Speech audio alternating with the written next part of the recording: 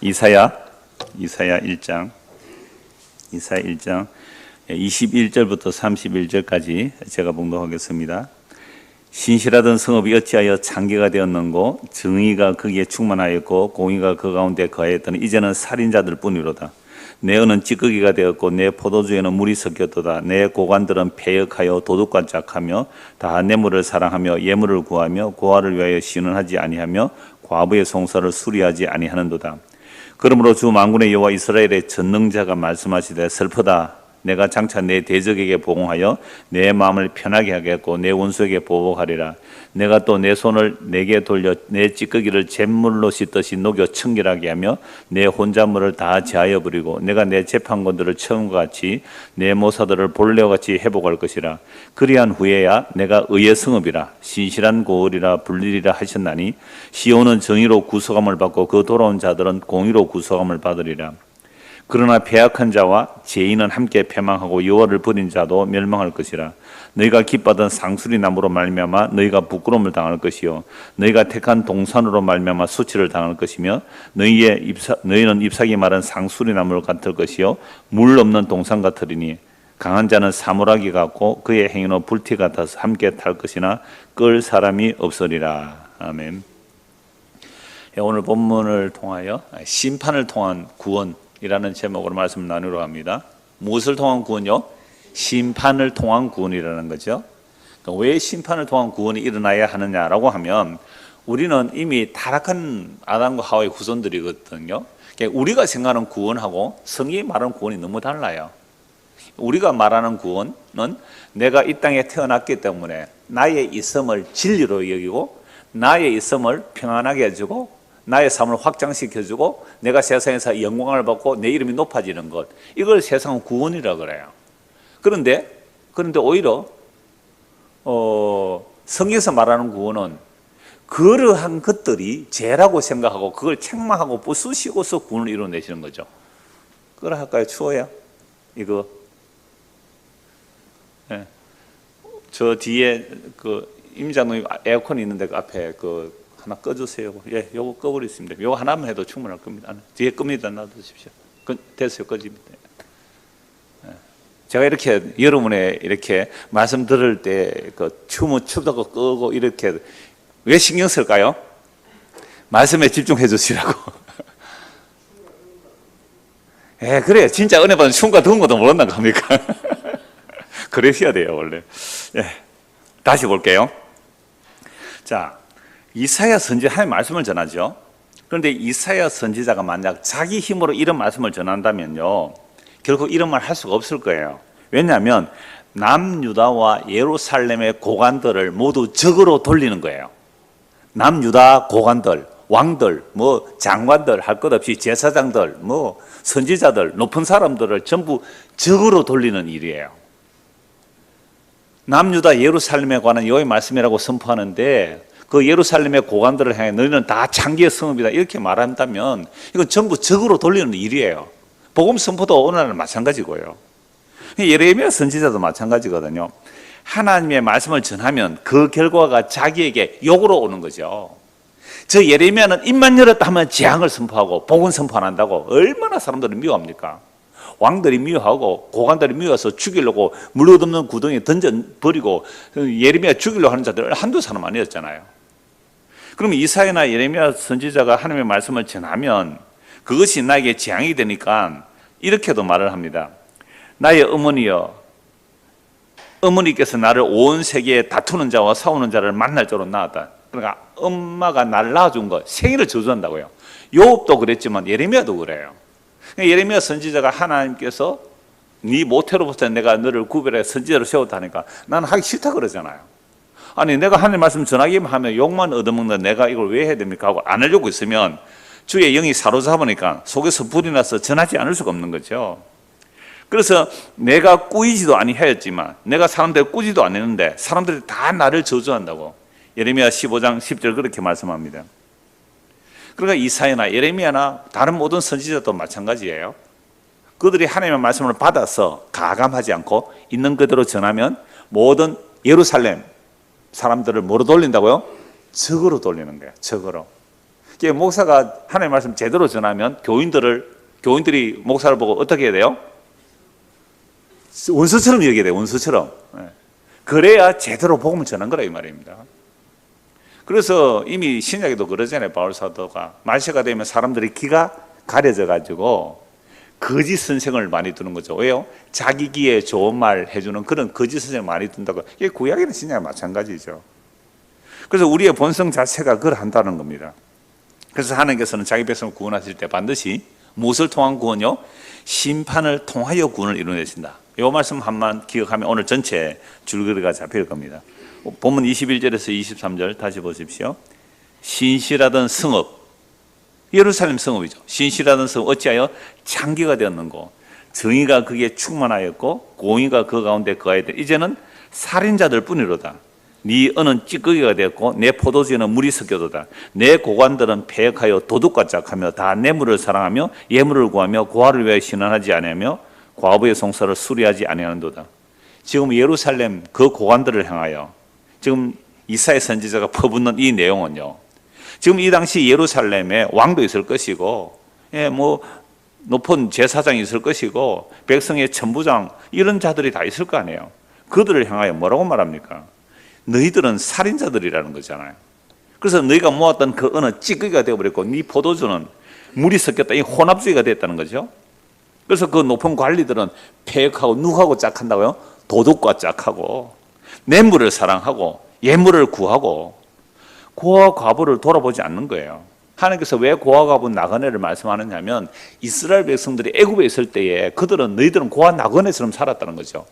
고아 과부 나그네처럼 살았는데 하나님의 언약을 따라 그들을 약속의 땅에 심어 놓았기 때문에 이 약속의 땅에서는 고아 과부 나그네를 돌봄을 통하여 우리가 하나님의 긍휼을 잊고 산다는 것을 알라고 그들 돌보라고 말씀하셨단 말이에요. 근데 오히려 고아 과부 나그네 약한 자들을 덩치 먹고 그들을 억울하게 송사하고 과부들이 재판하면요, 아무런 과부는 다른 어떤 백그라운드가 없으니까 그 재산을 오히려 약탈해 버리는 거예요. 재판관이. 불의의 재판이 얼마나 많습니까? 유전무죄, 무전유죄는요 그때도 있었단 말이에요. 대한민국에만 있는 게 아니고요. 대한민국에만 있는 게 아니라 예루살렘의 유전무죄, 무전유죄가 되어버렸기 때문에 이게 무슨 성읍이라고요? 창기의 성읍이 되어버렸단 말이에요. 그래서 높은 관리들이 이제 도덕과 짝했다. 도덕과 서로 이걸 요즘 말로 하면 부패 카르텔. 굉장히 많이 말하잖아요. 지금 우리나라 대통령이 부패 카르텔, 말만 하면 이제 부패 카르텔에서 도대체 카르텔이 뭔가 하고 사진 한번 찾아봤습니다. 카르텔이라는 말이 이렇더라고요. 동일업 쪽의 기업들이 이윤의 정대를 노리고 자유 경쟁을 피하기 위한 협정을 맺는 시장 독점의 연합 형태. 그러니까 같은 물건을 생산하는 사람들이 저끼리 짜고 뭐 한다고요? 예를 들어서 주유소 하는 사람들, 그러니까 석유 만들어 파는 회사들이 자기들끼리 단합을 하는 거죠. 그래서 올리자, 그죠? 가격을 서로 내리지 말자. 이렇게 하는 게 뭐라고요? 카르텔이라 그러더라고요.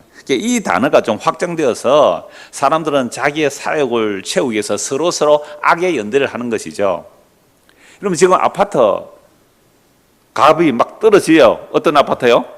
순살 아파트. 철근 콘크리트 안에 그 시멘트 콘크리트 안에 철근을 제대로 넣어야 되는데 철근을 다 빼먹었대요.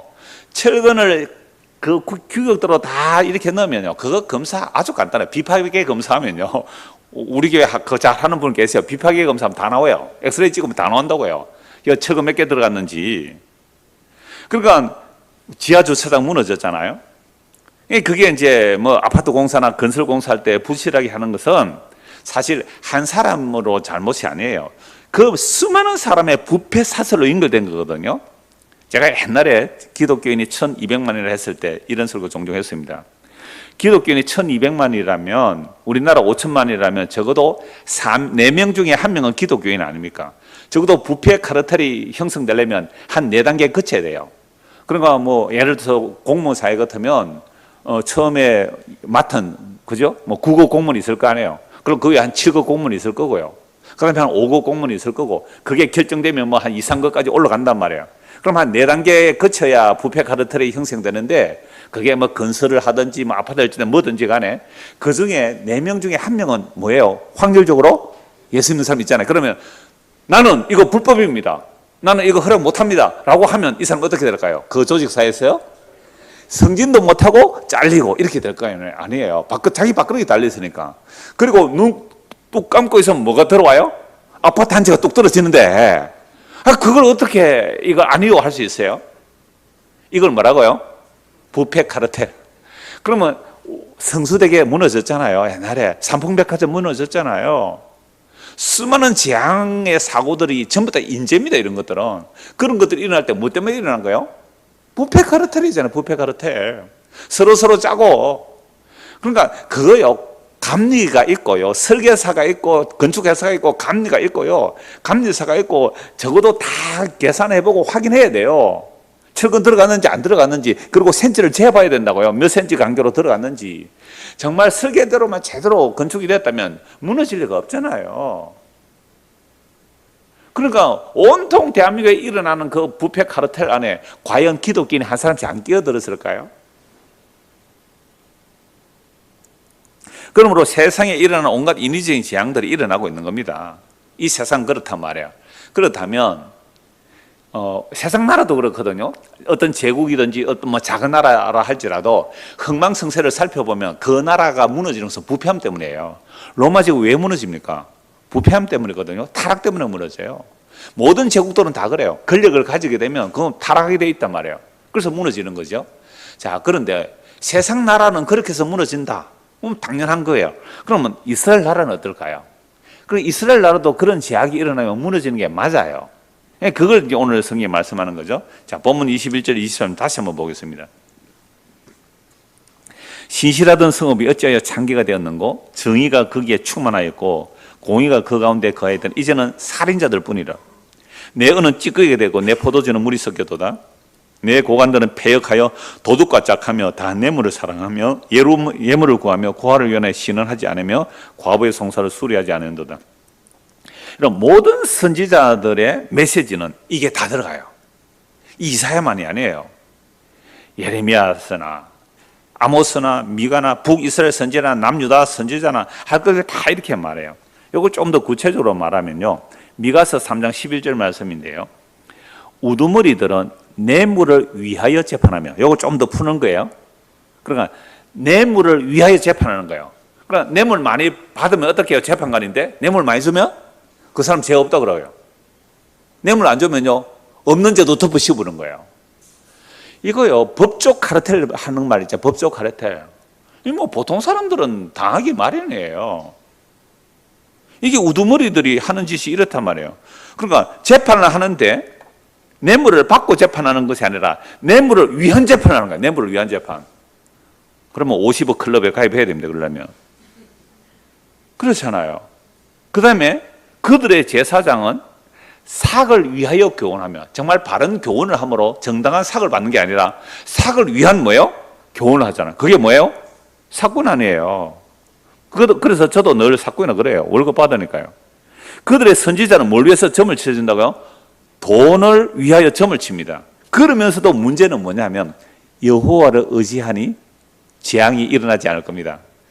여러분들 기도 많이 한다는 사람, 뭐 영역이 있다는 사람에게 봉투 두껍하게 갖다 줘서 기도해라 그러면요, 당신이 저주가 온다 그럴까요? 복 온다 그럴까요? 그럼 누구나가 복채만 갖다 내보세요. 여러분, 점쟁이들은요, 윤리도덕을 안 따집니다.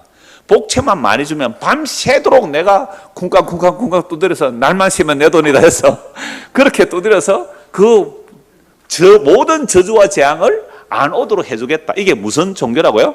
미신이에요. 미신. 무당 종교예요. 근데 놀랍게도 여호와 하나님을 섬긴다는, 여호와 하나님이 택한 이스라엘 백성이 무당 종교가 되어버린 겁니다. 이게 무당 종교 되어버린 거예요. 한국 교회가 왜 이렇게 음악에 무너집니까? 바로 무당 종교예요. 그래서 제가 옛날에 그런 설교 참 많이 했는데요, 우리나라의 어떤 종교 지도를 그린다면 X축 Y축 이렇게 그린다면요, 제일 바탕은 샤머니즘이에요. 샤머니즘. 거기에는 뭐 토테미즘, 애니미즘 다 있잖아요. 샤머니즘. 모든 정령신앙이 다 있단 말이에요. 샤머니즘, 무당문화예요. 무당문화. 무당 종교예요. 무당 종교. 바탕, 우리나라 바탕 자체가 샤머니즘이라고요. 그 위에 불교가 들어오죠. 근데 불교가 정치하고 짝짝꿍해가 뭐합니까? 도적과 짝하여 부패 카르텔, 종교 카르텔 해가지고 타락하니까 조선시대는 그걸 안 된다. 유교가 들어오잖아요. 유교가 들어서 유교가 또 권력을 차지하네요. 온갖 살인 당쟁이 일어나는 게 유교들이에요. 그래서 온갖 파동이 생기잖아요. 우리 파 아니면 저거 온갖 공자, 중국의 공자, 맹자, 순자 이런 사람들의 이야기를 가지고 한국에서 4대 정치를 하면서 그 유교의 타락 아닙니까? 자, 그 뒤에 종교 지도가 뭐예요? 기독교가 들어오죠. 천주교가 먼저 들어옵니다. 천주교가 들어오고 막 목 잘리고 그러다가 그 다음에 개신교가 들어오죠. 그러면 이 땅의 개신교의 특징이 뭐냐면 그 한꺼풀 벗겨보면 안에 유교적 요소가 있어요. 대한민국의 기독교는 얼마나 유교적 요소가 많은지 몰라요. 장로 권사 개념도 성경적 장로 권사의 개념이 아니고 유교적 개념이에요. 그 한꺼풀 보면 불교적 개념이 있고요. 그 밑에는 제일 뿌리 깊은 게 뭐라고요? 샤머니즘이에요. 무당이 통하는 이유. 그러니까 기독교라는 이름으로 무당 종교가 통하는 게예요. 우리나라의 종교의 본심이 그런 게 있어요. 우리 안에 뿌리가. 이건 어느 나라도 다 있죠. 샤머니즘은요. 그런데 세상에 이스라엘 백성들 하나님께서 택하시고 약속의 땅에 들어가면서 뭘 다 없애라 그래요? 그들이 섬기는 산당과 신들 다 없애라. 그들을 그대로 두면 너희가 그들에게 복속되어질 거다, 연합될 거다. 그래서 그들과 결혼도 하지 말라고 그렇게 신신당부하여 말씀을 주셔서 가나안 땅에 들여놓았는데 한 짓은 뭐예요? 여호와를 버리고 그들과 짝하여 우상을 섬기게 되는 거죠. 이게 이스라엘 전체가 지금 무당 종교가 되어버려요. 무당 종교가. 그러니까 아까 미가서 말씀처럼 우두머리들은 뇌물을 위하여 재판하고 제사장은 삭을 위하여 교훈하고 선지자는 돈 위에 점을 치워주는 거죠. 무당 종교가 되어버린 거 아닙니까? 그러면서도 뭐라고요? 여러분들 여호와께 이렇게 절기를 지키고 재물을 많이 바쳤으니 재앙이 여러분들에게 오지 않을 겁니다. 복 받을 겁니다. 복 받을 겁니다. 맨날 이 짓을 하고 있어요. 그래서 24절 보십시오. 그러므로 주 만군의 여호와 이스라엘의 전능자가 말씀하시되 슬프다. 이사야 시작하면서 슬프다 그랬잖아요. 왜요? 남유다 예루살렘 뭐가 되어버렸으니까요? 소돔과 고모라가 되어버렸으니까 슬프다. 내가 장차 내 대적에게 보응하며 내 마음을 편하게 하겠고 내 원수에게 보복하리라. 여호와님께서 이런 언약을 배반한 이들을 그대로 두실 수가 없는 거죠. 언약의 저주가 임해야 되는 겁니다. 언약의 저주가 임해야 하나님께서 언약이 하나님이 드러나죠. 그래서 하나님께서 이들을 심판하시는데 사실 슬프다. 저는 울면서 매를 드는 하나님 그렇게 생각했습니다. 울면서 매를 드는 하나님. 우리 찬송하기 전에 보았던 말씀 한 번 더 보십시오. 이사야 1장 4절에서 6절입니다. 슬프다. 범죄한 나라요. 소도 나기도 주인을 아는데 이스라엘 백성 모른다 이 말씀이잖아요. 그래서 매를 들어야 되죠. 슬프다. 범죄한 나라요. 허물진 백성이요. 행악의 종자요. 행위가 부패한 자식으로다. 그들이 여호와를 버리며 이스라엘의 거룩한 일을 만홀히 여겨 멀리하고 물러갔도다. 너희가 어찌하여 매를 더 맞으려고 폐역을 거듭하느냐. 온 머리는 병들었고 온 마음은 피곤하였으며 발바닥에서 머리까지 성한 곳이 없이 상한 것과 터진 것과 새로 맞은 흔적뿐이거늘 그것을 짜며 사매며 기름으로 부드럽게 함을 받지 못하였다. 머리부터 발끝까지 상처뿐인데 매를 드시는데 매를 드는 이유가 뭐예요? 돌아오라는 거 아닙니까? 매를 드니까 돌아오는 게 아니라 어떻게 해요? 매를 들수록 맞을수록 멀리 도망가네요. 우리 부모들도 그렇잖아요. 자녀들에게 매를 들면 잘못했습니다고 빨리 삭삭 빌고 하면 되는데 딱 버티는 아이들도 있잖아요. 잘못도 안 그러죠. 지도 정당한다는 겁니다. 그거 더 맞죠 뭐. 또 어떤 애는 뭐예요? 도망가죠. 안 맞으려고. 그래서 하나님께서 어떻게 하신다고요? 울면서 매를 드시더라고요. 울면서 매를 들어요. 그러니까 하나님의 마음을 우리가 안다면요. 정말 이 하나님의 마음을 안다면 오늘 우리의 모습을 보고 또 우리 자녀의 모습과 우리 교회의 모습을 보면서 우리가요. 사실 울어야 되는 거 아니에요. 하나님께서 선지자를 통해 슬프다라는 그 선지자의 마음은요. 하나님의 마음이거든요. 이건 그리스도의 영이 임한 선지자들의 마음이거든요. 오늘 우리가 성령이 임하면요. 우리의 모습을 보면서 슬퍼야 돼요. 왜요? 우리 안에 뭐가 가득해요? 이 우상이 가득하거든요. 우상이 가득해요. 우리의 자녀들을 보면서 우리 교회 모습을 보면서 뭐 세상 말할 것도 없죠. 하나님을 지금 대적하며 살아가는데 하나님을 대적하며 살아가는데 매맞으심 하며 살아가는데 그걸 알지 못하니까. 저렇게 하면 매 맞는데 그걸 보면 슬픈 거잖아요. 그래서 슬프다, 지금 벌써 두 분이나 슬프다고 있잖아요. 얼마나 너희들 더 맞을래? 얼마나 더 맞을래? 하면서 울면서 매를 드시는 거예요. 자, 그렇게 매를 드시는 이유가 뭐냐? 그 다음에 나옵니다. 25절에서 27절입니다. 참 놀라운 은혜예요. 매를 드시는 이유. 그러니까 24절 다시 보십시오. 그러므로 주 만군의 여호와 이스라엘 전능자가 말씀하시되 슬프다. 내가 장차 내 대적에게 보응하며. 하나님의 대적이 누가 되어 있어요? 남유다 예루살렘이죠. 북이스라엘이 벌써 망했다고 보면 남유다 예루살렘이 하나님의 대적이 돼요. 그러니까 이스라엘이 하나님의 말씀에 순종하면 이스라엘을 공격하는 자를 하나님이 대적해 주세요. 근데 이스라엘이 하나님을 버리고 우상 숭배하면 이스라엘이 하나님의 대적이 되는 거죠. 그러니까 하나님께서 이스라엘을 징계하지 않을 수가 없는 거죠. 그래서 대적이 되었기 때문에 내가 내 대적에 보응하여 내 마음을 편하게 하겠고 내 원수에게 보복하라. 하나님의 원수가 누구예요? 이스라엘, 남유다, 예루살렘, 성전이 있고 제사장이 있고 절기를 지키고 재물을 부지런히 갖다 바치는 그들이 하나님의 대적이 하나님의 원수래요. 예배 잘 드려요. 한 번도 이 휴가철에 수요일도 안 빠지고 예배 드려요. 재물도 많이 바쳐요. 그런데 그 안에 우상이 들어있는 거죠. 이게 하나님의 뭐예요? 원수예요. 대적이에요. 하나님의 대적이라니까요. 그래서 하나님께서 어떻게 이들을 다루십니까? 25절에서 27절입니다. 내가 또 내 손을 네게 돌려. 하나님의 대적이잖아요. 그러니까 이스라엘이 아니면 하나님의 대적은 심판이 끝이에요. 그죠? 이 하나님의 백성이 아니면 심판의 버림으로 끝이고 오히려 심판을 안 하고 내버려둬요. 내버려두면 심판인데 하나님의 백성은 내버려두면 멸망하니까 심판을 통하여 구원해 내신다는 거죠. 매를 들어 구원하여 내시는 겁니다. 안 그러면 우리 인간은요, 죽기를 안 돌이킵니다. 그래서 25절, 내가 또 내 손을 네게 돌려. 그러니까 하나님께서 매를 드시는 거예요. 네 찌꺼기, 뭐가 찌꺼기가 되어버렸어요? 은에 찌꺼기 섞이면 그 못 쓰는 은 아닙니까? 포도주에 물이 섞여버리면 그 물탄 포도주가 되는 거예요. 그래서 내 손을 너에게 돌려 네 찌꺼기를 잿물로 씻듯이 녹여 청결하게 하며 네 혼잣물을 다 제하여버리고. 이스라엘 백성들 안에 지금 여호와 하나님을 섬기는 게 아니라 이름은 여호와 하나님인데 뭐가 들어와 있어요? 무당 종교예요. 무당 종교. 그 무당 종교 그 혼잣물을 다 내가 제거해버리겠다. 내가 네 재판관들을 처음과 같이 네 모사들을 본래와 같이 회복할 것이라. 그리한 후에야 네가 의의 성읍이라 신실한 고리라 분리를 하셨나니 시온은 정의로 구속함을 받고 그 돌아온 자들은 공의로 구속함을 받으리라. 자, 이제 이 말씀을 보니까 하나님께서 왜 심판하신다고요? 심판을 통하여 그 혼잣물 섞인 것 우상 숭배를 제거하고 원래의 그 모습, 의의 성읍, 신실한 고을, 의로운 성읍, 신실한 고을, 정의와 공의로 구속하겠다라는 게 하나님의 뜻이에요. 28절에서 31절까지 먼저 보겠습니다. 그러나 패역한 자와 죄인은 함께 패망하고 여호와를 버린 자도 멸망할 것이라.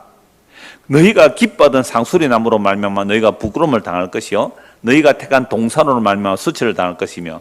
그리고 이스라엘 백성들이 뭘 많이 세워서요?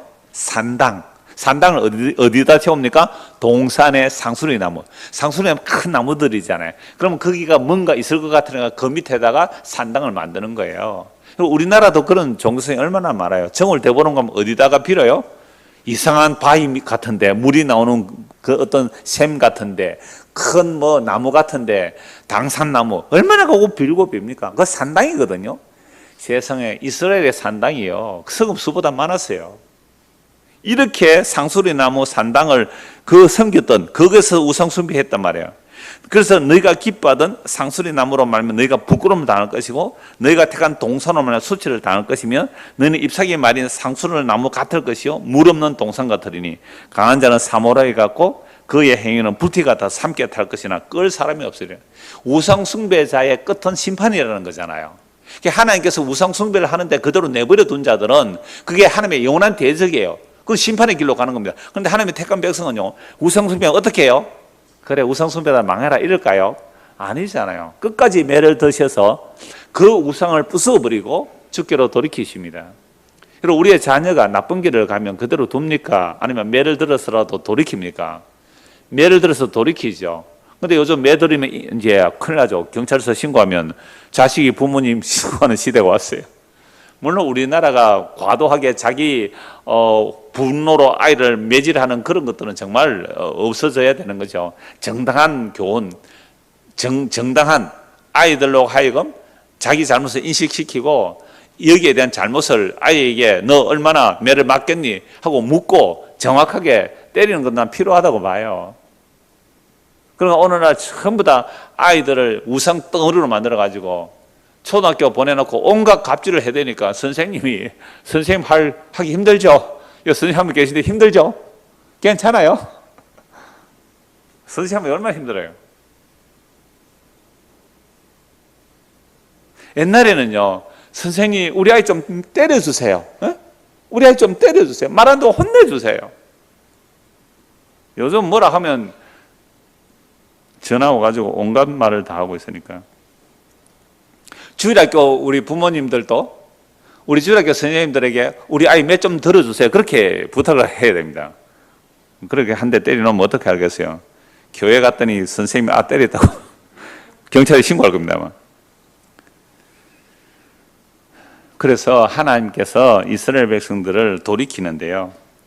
심판을 통한 구원이라는 거죠. 심판을 통한 구원. 그래서 하나님께서 어떻게 심판을 통해 돌이켜 주시냐면 결국 우상을 부숴버리죠. 그래서 이사야 선지자의 이런 책망 들었을까요? 안 들었을까요? 이스라엘 백성들이 안 듣습니다. 예레미야 선지자 예루살렘 멸망할 때 아무리 책망해도 말 듣지 않아요. 돌이키지 않습니다. 여러분 말로 해서 들을 인간이 아닙니다.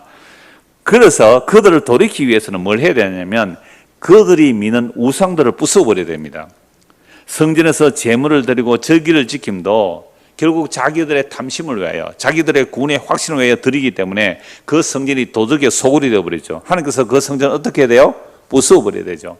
그래서 북이스라엘 아수르에 망하고 남유다 그 예루살렘의 성전이 바벨론에서 파괴된다고요.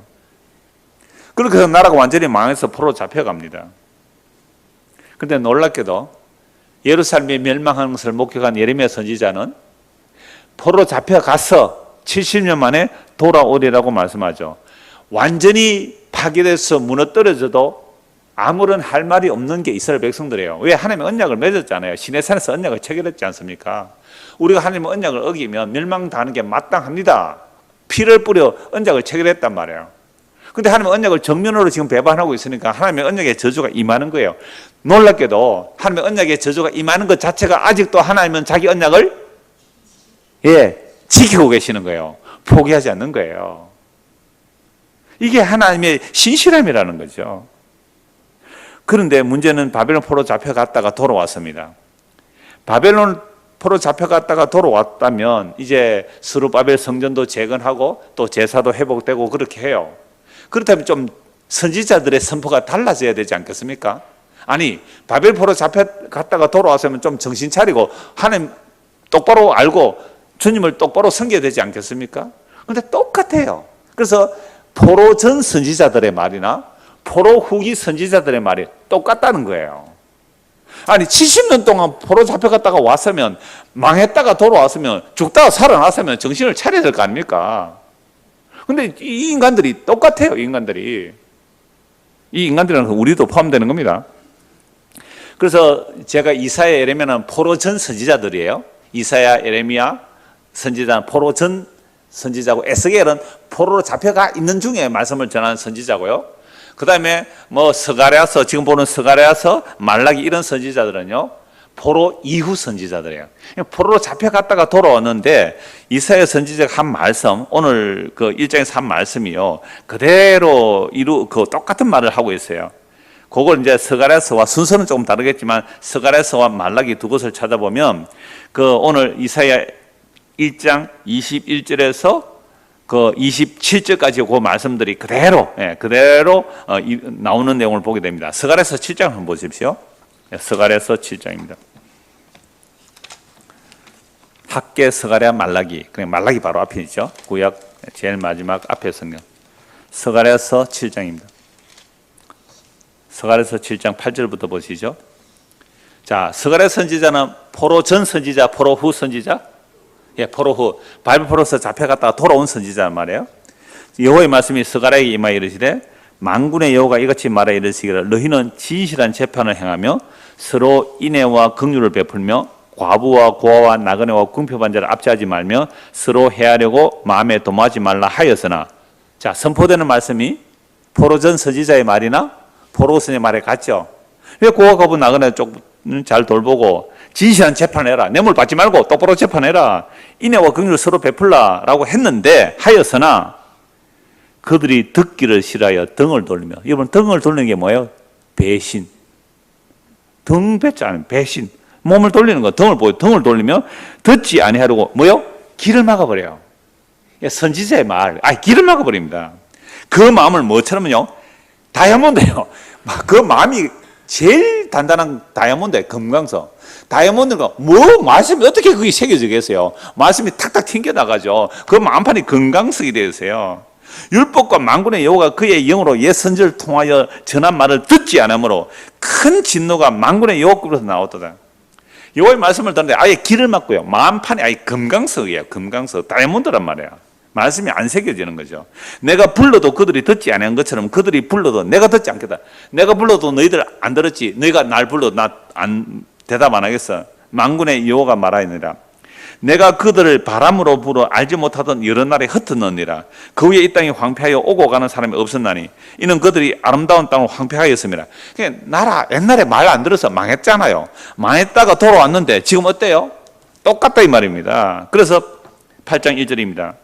만군의 여호와의 말씀이 임하여 이르시되 만군의 여호와가 이같이 말하노라. 내가 시온을 크게 질투하며 그를 위해 크게 분노함으로 질투하노라. 구원이 일어나는 것도 뭐 때문에 일어나요? 하나님의 질투 때문에. 너를 나의 신부로 했다. 너의 나의 자녀로 했다. 너의 나의 신부로 삼았는데 너희는 바람을 피우고 있네. 하나님의 질투로 인하여 그 바람 피는 그 대상을 다 망해버려요. 망하게. 바벨론이 힘이 있어 바벨론 의지하면 바벨론 망해버리고, 애굽이 힘이 있어 애굽 의지하면 애굽을 망해하고. 그래서 애굽이 약해진 이유는 이스라엘 때문이에요. 자꾸만 애굽을 의지하니까. 그러니까 이 세상이 망하는 이유 아시겠죠? 눈에 보이는 하늘과 땅이 왜 망합니까? 우리가 자꾸만 눈에 보이는 하늘 땅을 좋아하니까, 우상숭배하니까 하늘에서 불태워버리겠다는 거예요. 그런데 그 날이 오기 전에 하나님의 자기 백성은 반드시 우상을 무너뜨림으로 구원해내세요.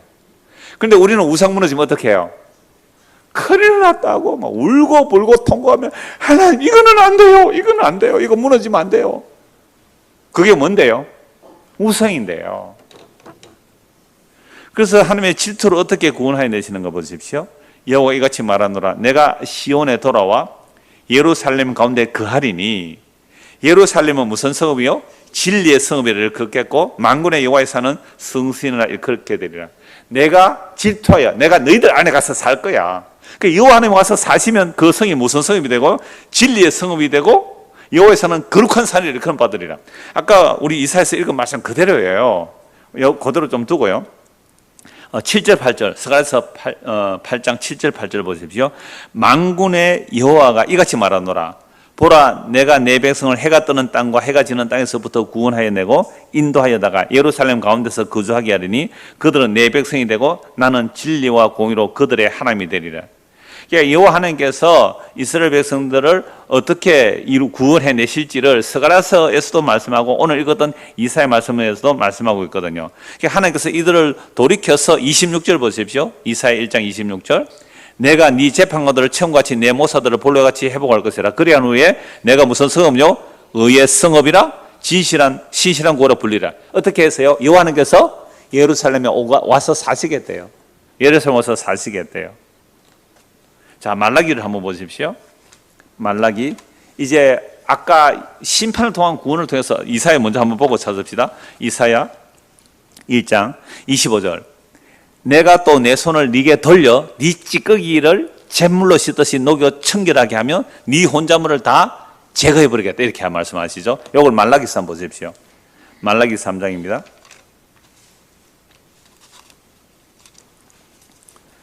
자, 구약의 마지막 성경으로 기록된 말라기 3장 1절에서 5절입니다. 만군의 여호와가 이르노라. 보라, 내가 내 사자를 보내리니 그가 내 앞에서 길을 준비할 것이요 또 너희가 구하는 바 주가 갑자기 그의 성전에 임하시리니 곧 너희가 사모하는 바 언약의 사자가 임하실 것이라. 그가 임하시는 날을 누가 능히 당하며 그가 나타나는 때에 누가 능히 서리요. 그는 금을 연단하는 자의 불과 표백하는 자의 잿물과 같을 것이라. 그가 은을 연단하여 깨끗하게 하는 자 같이 앉아서 레위 자손을 깨끗하게 하되 금, 은같이 그들을 연단하리니 그들이 공의로운 제물을 나 여호와께 바칠 것이라. 그때 유다와 예루살렘 봉헌물이 옛날과 고대와 같이 나 여호와께 기쁨이 되려니와 내가 심판하러 너희에게 임할 것이라. 점치는 자에게와 간음하는 자에게와 거짓 맹세하는 자에게와 품꾼의 사기에 대하여 억울하게 하며 과부와 고아를 압제하며 나그네를 억울하게 하며 나를 경외하지 아니하는 자들에게 속히 증언하리라. 만군의 여호와가 말하였느니라. 나 여호와는 변하지 아니하느니 그러므로 야곱의 자손들아 너희가 소멸되지 아니하느니라. 이런 포로 전 이사야 선지자의 그 책망의 말씀과 70년 포로 생활하고 돌아와서 성전이 재건되고 또 절기를 지키는 이 시대에 이 말라기 선지자하고 선포하는 내용이 같아요, 달라요? 같다는 것은 뭐예요? 이스라엘 백성들이 고쳐졌다, 안 고쳐졌다? 안 고쳐졌다는 거예요. 여호와께서 질투하심으로 완전히 망하게서 잡아왔는데 그래도 안 고쳐져요. 성전 파괴되고 내 눈앞에서 내 사랑하는 사람들이 죽임을 당하고 그런 어마어마한 고난을 당하고 70년에 돌아왔는데 세상에 이 포로 전 이사야 선지자의 책망과 포로 후 말라기 선지자의 책망이 똑같다는 거예요. 그러므로 구약 성경을 통하여 뭘 보여주냐면 여호와 하나님께서 심판하심으로 구원하신다. 두 번이나 엄청난 말씀을 보아도 그 심판을 받고도 이들이 돌이킵니까? 안 돌이킵니까? 안 돌이킨다는 거지. 그래서 말라기 3장에 나오는 내 사자를 보내겠다. 이게 마태복음에서 보면 이 사자가 누구예요? 세례 요한이거든요. 마태복음에서는 이 언약의 사자를 세례 요한이라 그래요. 그래서 이 세례 요한이 예수님 앞에 와서 뭐라고 말합니까? 회개하라, 천국이 가까이 왔다. 나는 물로 세례를 주지만 내 뒤에 오시는 분은 불과 성령으로 세례를 베풀이라. 그러니까 예수님께서 타작마당에서 불을 태우겠다는 거죠. 이런 불은 정화시키는 거거든요. 그러면 예수님께서 불과 성령으로 세례를 베푼다는 말은 예수님께서 심판을 통하여 구원해 내시다 이 말입니다. 그러니까 구약에 지금 이사야, 예레미야 또는 스가랴서, 말라기 같이 연결한 것은 똑같은 말씀이에요.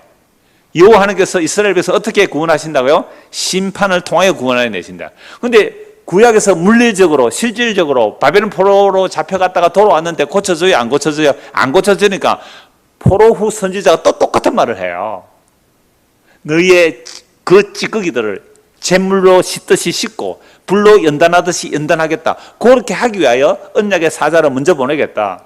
그 언약의 사자가 바로 세례 요한이죠. 그래서 세례 요한이 예수님을 증거하면서 이 구약의 사상들이 세례 요한에 다 있잖아요. 그래서 내 뒤에 오시는 이분이 바로 앞으로 잿물로 씻듯이 불로 태우듯이 심판을 통하여 구원을 이루실 거다라고 전한 겁니다. 자, 그런데 이 예수님께서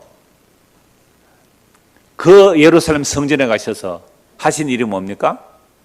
성전에 도둑놈의 소굴로 만들었다고 성전에 장성한 사람 내쫓아버렸죠.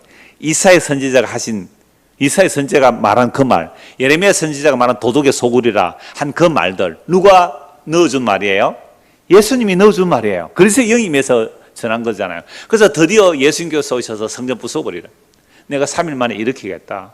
결국 심판을 통한 구원을 예수님께서 이루러 오셨는데 놀랍게도 예수님께서 이스라엘 백성들에게 말씀을 전하셨을 때에 이스라엘 백성들이 예수를 오히려 죽여버렸습니다. 그러니까 누가 심판을 받는 거예요? 하나님 자신이 대신 심판받음으로 자기 백성을 구원하신다는 게 이게 아무도 몰랐어요. 천사들도 몰랐다니까요. 그래서 사도들도 몰라서 십자가 앞에서 다 도망갔잖아요. 예수님 십자가에 죽으시고 부활 성천하셔서 성령을 보내주시니까 그제야 알아요. 이사야가 말했던, 스가랴가 말했던, 말라기 선지자가 말했던 심판을 통한 구원이 어떤 구원인지 보았을 때에 하나님이 자기가 심판을 당해서 하나님이 자기가 죽음으로 자기 백성을 살려내는 게 심판을 통한 구원이에요. 두고 성경 말씀 보고 마무리할게요. 요한복음 5장을 한번 보십시오. 요한복음 5장입니다. 요한복음도 다 성령 임하고 나서 예수님의 말씀을 기억해서 이 계시로 기록한 말씀이잖아요. 요한복음 5장 24절입니다. 내가 진실로 진실로 너희에게 이르노니 내 말을 듣고 또 나 보내신 이를 믿는 자는 영생을 얻었고 심판에 이르지 아니하나니 사망에서 생명으로 옮겼느니라. 여러분, 예수의 말을 듣고 믿는다는 것은 누구를 믿는 거예요? 예수님을 보내신 자 하나님을 믿는 것이죠. 그래서 하나님과 예수님을 아는 게 영생인데요, 그렇게 믿는 자는 뭐에 이르지 않는다고요? 심판에 이르지 않는, 이건 정죄거든요. 정죄에 이르지 않는, 심판에 이르지 않고 영생을 얻었을 뿐만 아니라 어디서 어디로 옮겨진 거예요? 사망에서 생명으로 옮겨진 거예요. 그래서 예수님은 아버지의 정권을 받아요. 하나님의 아들이 아버지의 정권을 받아요. 그래서 21절 보십시오. 5장 21절. 아버지께서 죽은 자들을 일으켜 살리심 같이 아들도 자기가 원하는 자들을 살리느니라. 그러니까 아버지의 정권을 아들이 다 위임받아요. 아버지께서 아무도 심판하지 아니하시고 심판을 다 아들에게 맡기셨으니 이는 모든 사람으로 아버지를 공경하는 같이 아들을 공경하게 하심이라. 아들을 공경하지 아니하는 자는 그를 보내신 아버지도 공경하지 아니하느니라 라면서 예수님을 믿는 자는 영생을 얻었고 심판에 이르지 않고 사망에서 생명을 옮겼다라는 말씀을 하니 이스라엘 백성들 어떻게 해요? 너는 신성모독이다 하고 예수를 죽여버렸단 말이에요.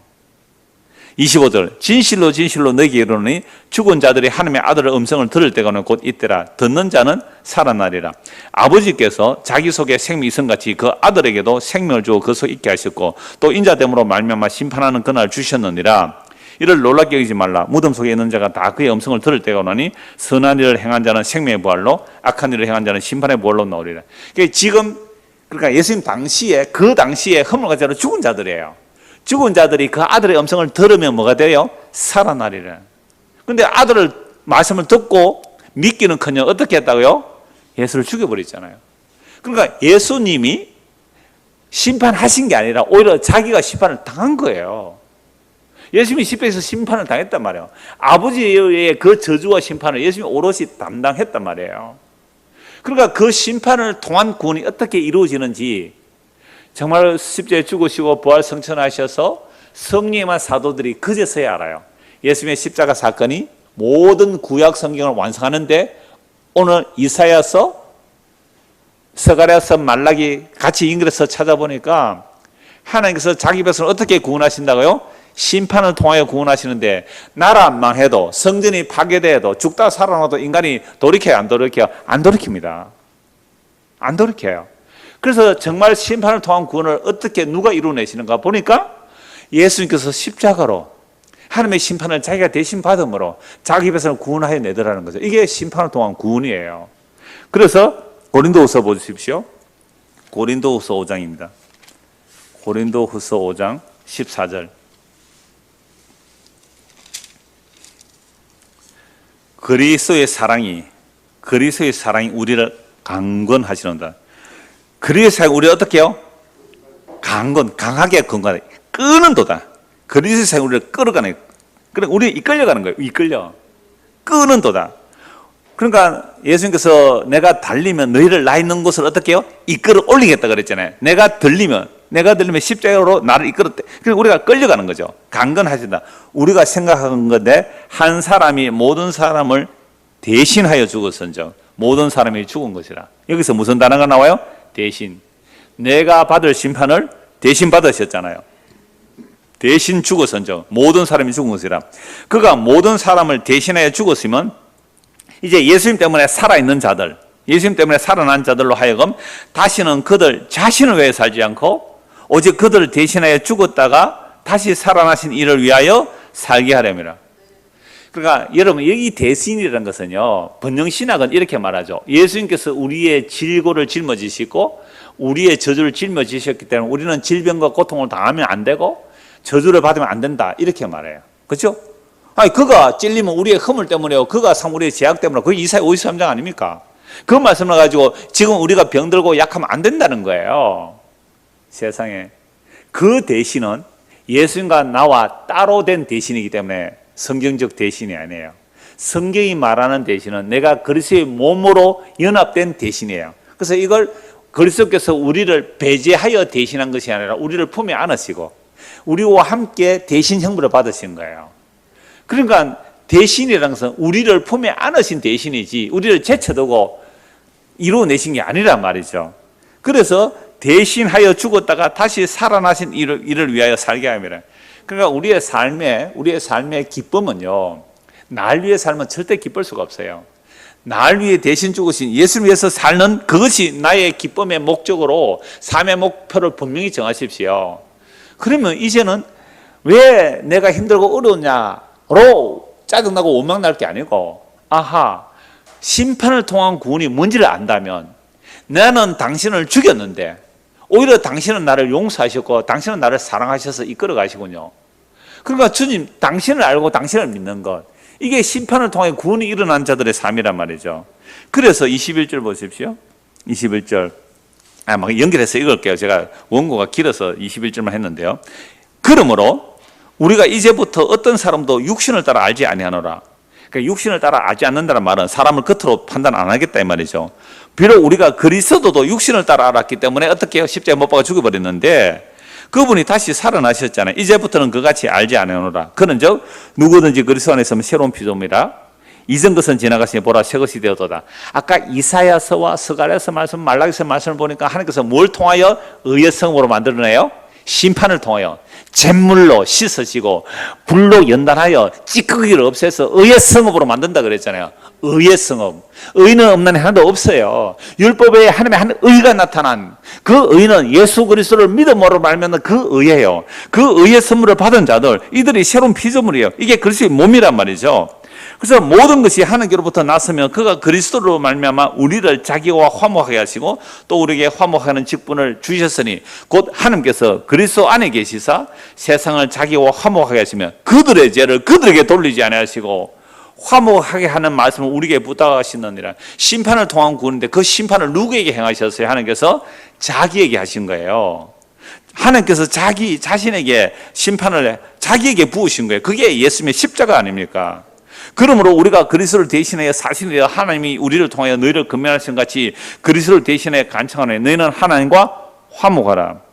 같이 읽습니다. 하나님이 죄를 알지도 못하신 일을 우리를 대신해 죄로 삼으신 것은 우리로 하여금 그 안에서 하나님의 의가 되게 하랍니다. 이제 의의 성읍이라. 이사야 선지자에서 하나님께서 심판을 통하여 회복하면 의의 성읍이라 불러요. 그래서 하나님의 피로 값주고 산 교회는요, 뭐가 돼요? 의의 성읍이 돼요. 예수의 피로 구원한 자들은 거룩한 신부예요. 점도 엄도 티도 없는 거룩한 신부로 만들어내세요. 그래서 의의 성읍이 되는 거예요. 율법에 나타난 한 의의 성읍이 되는 거죠. 이게 예수의 피로 만들어낸 심판을 통한 구원받은 자들, 그들을 교회라 그래요. 이게 얼마나 놀라운 신비며 경건의 비밀인지요. 놀라운 말씀이에요. 이거 다음 주 주일 오전에 말씀드릴게요. 크도다 경건의 비밀이에요. 그렇지 않다는 자 없도다. 그는 이 땅에 오셨다가 죽었다가 살아나셨으면 천사들에 보이시고 만국에 선포되셨고 영광지에 올리우신 분이고 장차 나타나실 그분. 이게 경건의 비밀이에요. 심판을 통한 구원하신 십자가의 능력이 그러하다는 거잖아요.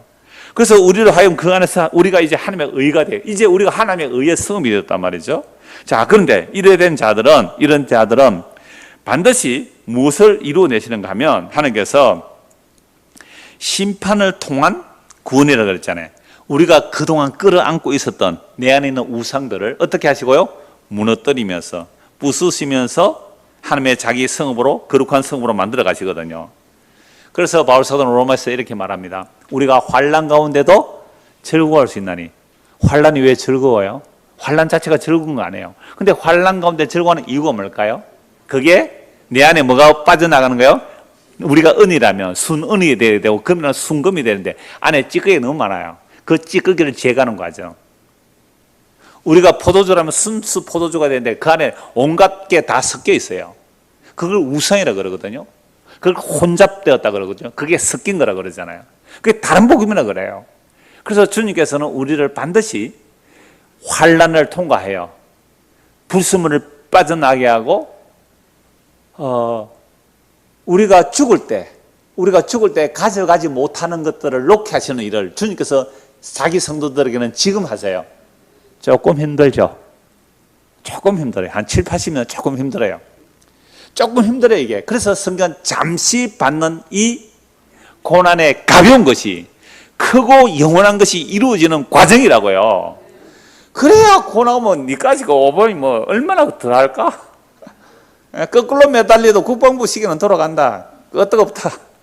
라고 하듯이 환난은 인내를, 인내는 연단을, 연단은 소망을 이룬 줄 압니다. 그래서 하나님의 자기 백성은 오늘도 어떻게 해요? 환난을 통하여, 심판을 통하여 구원하여 내시는데 예수님께서 대신 심판받은 건 맞아요. 그리스도와 같은 심판을 받지는 않아요. 그러나 우리가 그리스도의 몸으로 우리를 배제한 게 아니라 우리를 안고 구원해 나가시기 때문에 우리의 우상들이 무너져 내릴 때에 이를 통하여 영원한 생명을 주시는 기운이나 그걸 알고 살아가는 삶, 이게 믿음의 삶이고 그 믿음의 삶을 안다면 우리에게 닥치는 수많은 환난과 어려움들을 해석할 수 있고 견뎌낼 수 있는 거죠. 그래서 주님께서는 주님 다시 오시는 그날까지 자기 백성을 반드시 뭘 통하여? 심판을 통하여 구원하시는 이 말씀만 하나 알고 가셔도 믿음 생활에 상당한 힘을 얻고 갈 것입니다. 이 은혜가 우리에게 임하기를 소원합니다. 기도하겠습니다.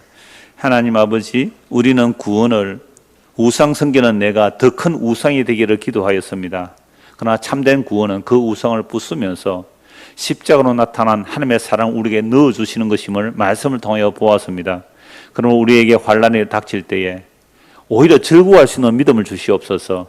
그 환난 통하여 썩어질 것, 천국에 가지 못할 것 빠져나가게 하시고 그 환난을 통해 인내하게 하시고 인내를 통해 연단되어지며 결국 온전한 소망이 우리에게 이루어지는 과정임을 알고 믿음으로 잘 걸어갈 수 있도록 날마다 주의 성령께서 말씀으로 또 우리 형제 자매들을 통해 함께 우리를 진리 가운데로 이끌어 주옵소서.